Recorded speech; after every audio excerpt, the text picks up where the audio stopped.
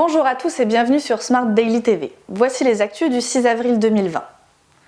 Avec la situation extraordinaire du coronavirus que nous vivons depuis des semaines, nous avons parlé avec des enfants qui sont fiers du travail de leurs parents.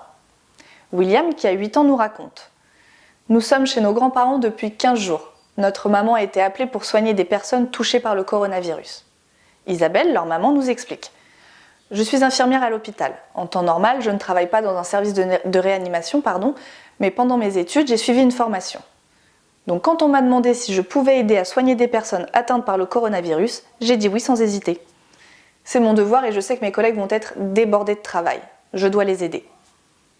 William nous explique comment il respecte les consignes de distance avec ses grands-parents.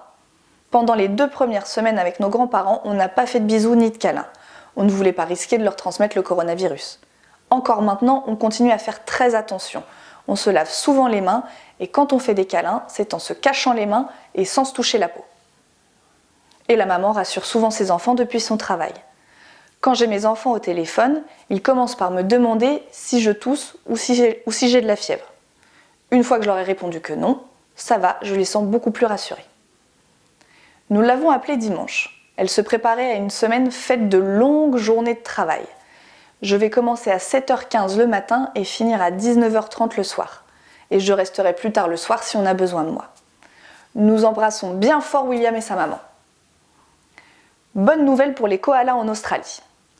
Les koalas dont nous vous parlons maintenant vivent dans les Blue Mountains, mot anglais qui signifie montagne bleue. Cette région se situe dans le sud-est de l'Australie, près de la grande ville de Sydney. À la fin de l'année 2019, elle a été en partie détruite par de grands incendies de forêt. Des scientifiques surveillaient les koalas de cette région depuis 5 ans. Mi-décembre, quand un feu violent s'est déclenché, les scientifiques ont vite réagi. Ils sont allés dans la forêt avant qu'elle ne brûle et qu'il n'y ait plus rien à manger ni à boire pour les koalas. Ils ont ainsi récupéré 3 mâles, 5 femelles et 4 petits. Ces 12 koalas sont maintenant à l'abri dans le zoo de Taronga à Sydney. Ils se portent tous très bien. Une femelle a même eu un petit. Pendant la saison des sécheresses et d'incendies, les vétérinaires de ce zoo se sont occupés d'une centaine de koalas situés dans 2 hôpitaux, mais aussi sur le terrain. Les feux ont détruit la région des Blue Mountains jusqu'en janvier, mais heureusement, la pluie et le travail des pompiers ont réussi à les éteindre. Les chercheurs ont alors étudié la manière dont la nature guérissait de cette catastrophe. La directrice de Science for Wildlife nous raconte: Avant de remettre les koalas en liberté, nous avons attendu que les arbres soient redevenus assez résistants. Il y a eu de fortes pluies récemment, les plantes ont bien repoussé. Il y a assez d'eucalyptus pour nourrir tous les koalas.